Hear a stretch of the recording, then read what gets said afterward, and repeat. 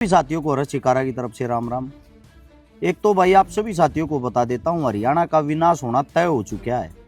इस वीडियो को पूरी सुन लेना। और मैं ये चाहता हूँ जो पढ़ा लिखा वर्ग है, स्टूडेंट हैं, उन बच्चों के लिए ये वीडियो भाई। थारा पहली बात तो ये, हरियाणा के जितने भी स्टूडेंट छात्र थारा काम के रह गया। गर्मी आवे हैं, हरिद्वार कावड़ लेने चले जाओ हो, उड़ेगी कावड़ निमटा है, कोला पर चले जाओ हो, कोला पर ताओ हो, झंडा ठाके खाटू श्याम हो हो। कई कई लाखों आदमी रोडा पर घूमते पाओगे बैग टांग का, झंडा लिए, नंगे पैरा। अरे वास्तविकता में अपने जीवन में देखोगे, हकीकत में रोड पा लिए हो तुम। ये झंडे ठाए थे, यूरोन प्रेन हंडे तना तो थारे माँ बाप ना रोजगार मिल रहा ना रोटी मिल रहा है। अब सुन लेना काम की बात। मुझे पता आप लोगों को ये बातें गंदी लगती हैं और धर्म से जुड़ी हुई लगती हैं। आप सभी साथियों को पहले तो एक बात बता देता हूँ, भगवान ने याद कद करो तुम, थारा नाश जाले जब, थारी मजबूरी हो ले जब, कोसा रांडा हो ब्याह ना होता हो, भगवान का धोख मारी दे ब्याह हो जाए बिलिया, कुछ नौकरी ना लागता हो, कावड़ लिया तो नौकरी लग जाओगे, ऐसा नहीं हो सकता। पहले तो आप एक बात ना समझ लो और समझनी पड़ेगी, नहीं समझोगे मूर्ख बने रहोगे, तारा काम कती नहीं चलेगा। एक अपना HPSC का मसला चल रहा है, आप सभी साथियों को बेरा होगा। हमारे जो छात्र हैं पढ़े लिखे PhD करे और जो मतलब बढ़िया बढ़िया एजुकेटेड लड़के लड़कियां हैं, वो धरने पे बैठे हैं पंचकुला के अंदर। किस मारे बैठे हैं? हरियाणा में की तो सुनी भी तुम नया बात, शिक्षा खतरे में है। किसी ने नहीं सुनी होगी शिक्षा खतरे में है। आप लोगों को बता देता हूं, प्रोफेसर की भर्ती निकली थी 2424। उनमें कह एक महकमे की बात कराएंगे, इंग्लिश के जो प्रोफेसरों की भर्ती थी वो थी 613 वैकेंसियां। उस 613 वैकेंसियां में मात्र 145 वैकेंसियां पर भर्ती करे गए हैं, बाकी खाली राखी हैं। क्यों राखी हैं, उसका कारण क्या है आप लोगों को बताता हूं। साथ में एक डिफेंस की भर्ती निकली थी जिसमें 23 वैकेंसी थी, मात्र 5 भर्ती करी। जितने जो मेरे साथी हैं जो ये सोचने लग रहा सरकारी सी आने लग रही है, थार तो रोजगार दे बिना पर्ची बिना खर्ची हो, थारा इतना मोटा बैम है जिसकी कोई हद नहीं। 613 जो वैकेंसी आती है, 145 पर जो भर्ती कर ली, उस तैयारी जो खाली रखी है, वो खाली रखने का कारण पता है क्या है? जो थारा विधायक है, जो थारा MP है, जो थारा MLA, तुम उसका जाकर पहले तो उसकी जी हजूरी करो, उसका पानी मारो, फिर वो तुमने उस पद पर नौकरी दिलवाओगा। और नौकरी पक्की नहीं, कच्ची, जिसने आजकल कहे हैं HKRN, सभी को बेरा भी होगा। मतलब कि जो नौकरी, जो थारी सैलरी, जो थारी तनख्वाह लाख रुपया की नौकरी की शुरुआत होनी चाहिए, उड़ा तुम 20,000 रुपया में प्राइवेट पढ़ाने जाओगे। और एक जो सबसे बड़ा और सबसे मोटा घोटाला हो रहा है आप लोगों के सामने, वो बताता हूं। हरियाणा की जिस लड़की ने नेट के एग्जाम में पहली रैंक प्राप्त करी, कौन सी पहली रैंक है? ऑल इंडिया का जो नेट का एग्जाम हो उसके अंदर, उस लड़की को इस पेपर के अंदर फेल कर दिया जाता है। HPSC का ये प्रोफेसर के पेपर चल रहे हैं HPSC के माध्यम से, इस पेपर के अंदर उस लड़की को फेल कर दिया जाता है। सोचने का विषय ये है, जो हिंदुस्तान में फर्स्ट आ गई वो लड़की हरियाणा के पेपर में फेल हो जाती है। ये एक लड़की की बात नहीं कर रहा हूं मैं, ये बहुत सारी लड़की और लड़कियों की बात कर रहा हूं जिन्होंने नेट में टॉप किया है। वो यहाँ पे ये असिस्टेंट प्रोफेसर का टेस्ट पास नहीं कर पाए। हमारी सरकार ऐसा कौन सा सब्जेक्ट लेके इन बच्चों से सवाल जवाब करती है कि ये उस पेपर को पास नहीं कर पा रहे? इसका मतलब सरकार का मकसद उनको फेल करना ही है, उनको लेना ही नहीं चाह रहे।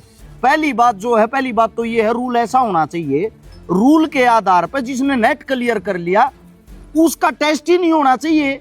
उसका टेस्ट कहां से होगा? उसने जब नेट ही क्लियर कर दिया तो उसने अपने आप को साबित करके तो दिखा दिया। उसका होना चाहिए खाली इंटरव्यू के माध्यम से नौकरी मिलनी चाहिए।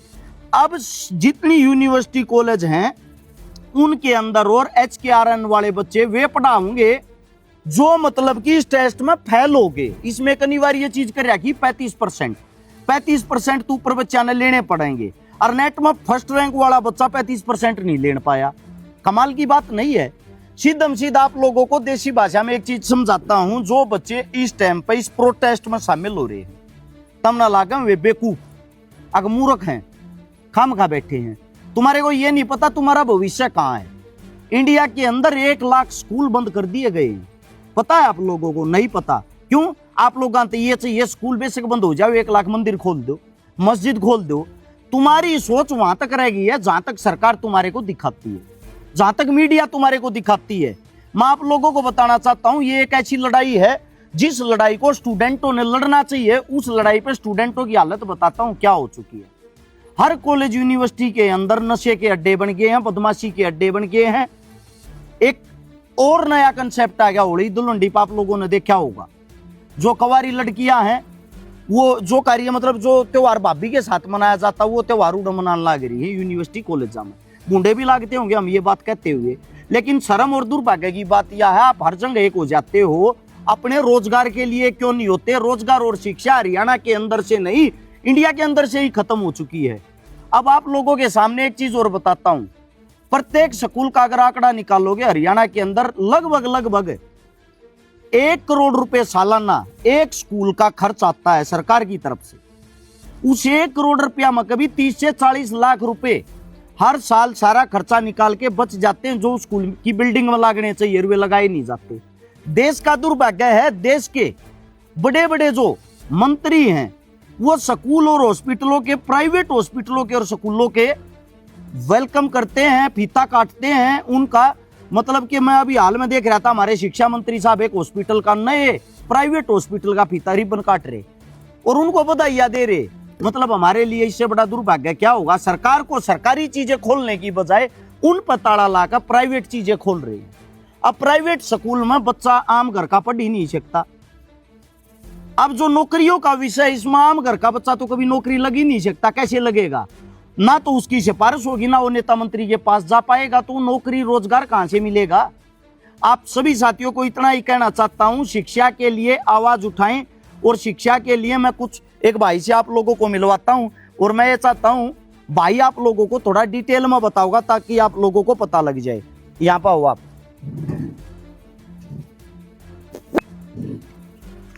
अपना शुभ नाम बताओ पहले।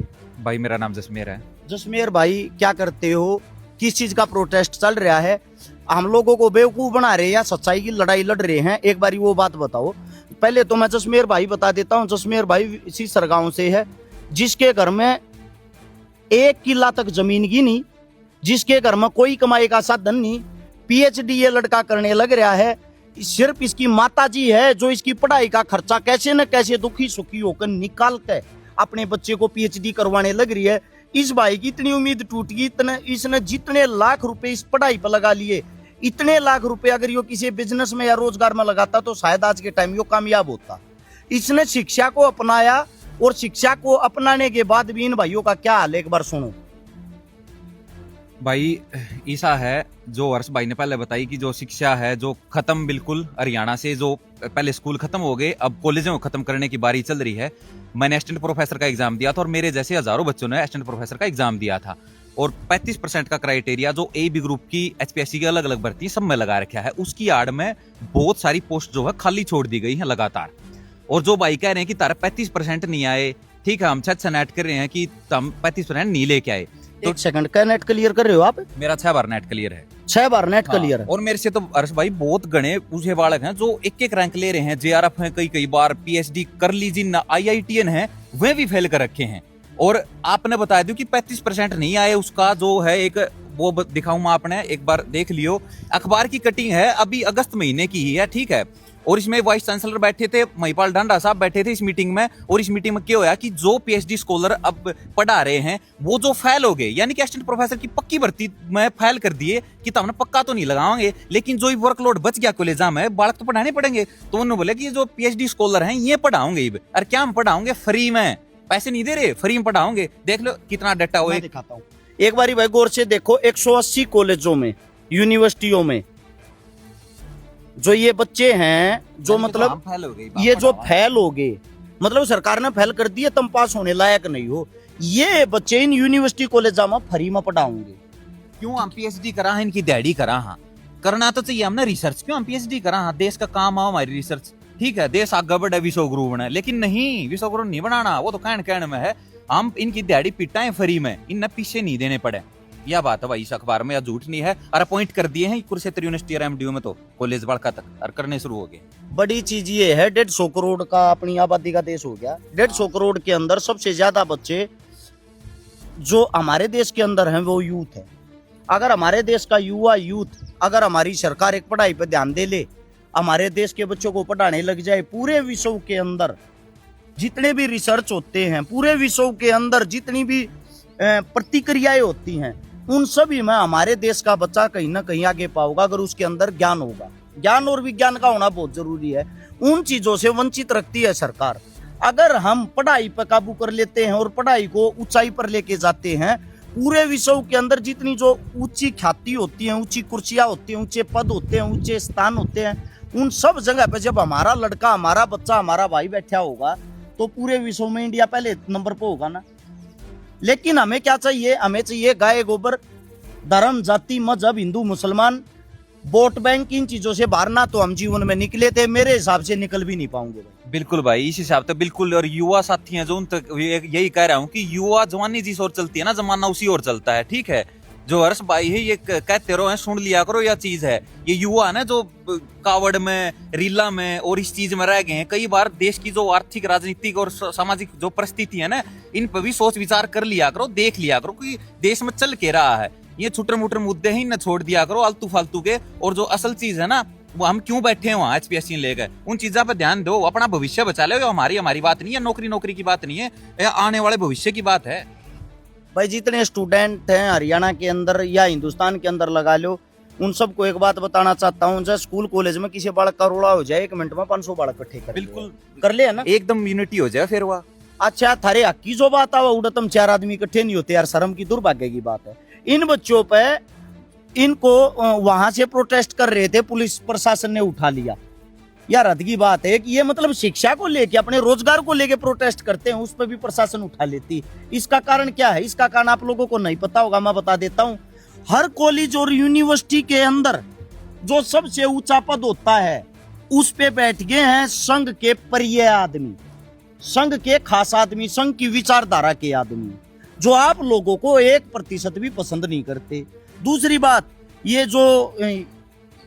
ये जो भर्ती निकाली थी तुम्हारी, हाँ, इसके जो मालिक हैं, हाँ, जो HPSC के चेयरमैन हैं वो बिहार से हैं, आलोक वर्मा, और उनका बयान तो वायरल है, ये तो आप सबको भी पता होगा। उन्होंने बोला कि हरियाणा की यूनिवर्सिटी, हरियाणा के प्रोफेसर जो बिल्कुल भी नहीं बोले, उनको भी ये बोला कि उनको भी कुछ नहीं आता, यूनिवर्सिटी भी फेल है, कॉलेज भी फेल है, और हरियाणा की शिक्षा भी फेल है। और ये तो ऑल इंडिया की भर्ती थी, यानी कि ऑल इंडिया का एजुकेशन सिस्टम ही खराब बता दिया उसने तो।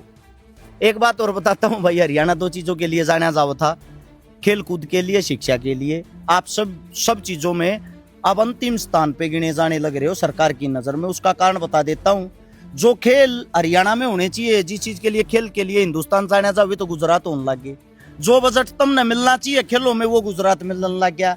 जो शिक्षा के लिए उच्चतम पद पर तुम्हारे बच्चे होने चाहिए, वहां सबसे ज्यादा भर्तियां बिहार के बच्चों की होने लगी।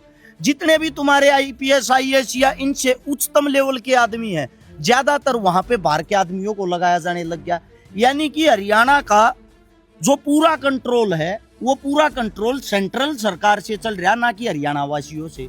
जब यहाँ पर जब भी चुनाव होगा, चुनाव की कोई क्रिया होगी या चुनाव को लेके कोई संगठन बनाया जाएगा चुनाव को संभालने के लिए, उसमें आप लोगों की कोई भूमिका छोड़ी ही नहीं। शिक्षा में आप लोगों की भूमिका रही नहीं, खेल में, राजनीति में आप लोगों की भूमिका रही नहीं। मैं आप लोगों से पूछना चाहता हूं, आप लोगों की भूमिका है कहां? सिर्फ एक जयकारे लगाने में। शर्म की बात है।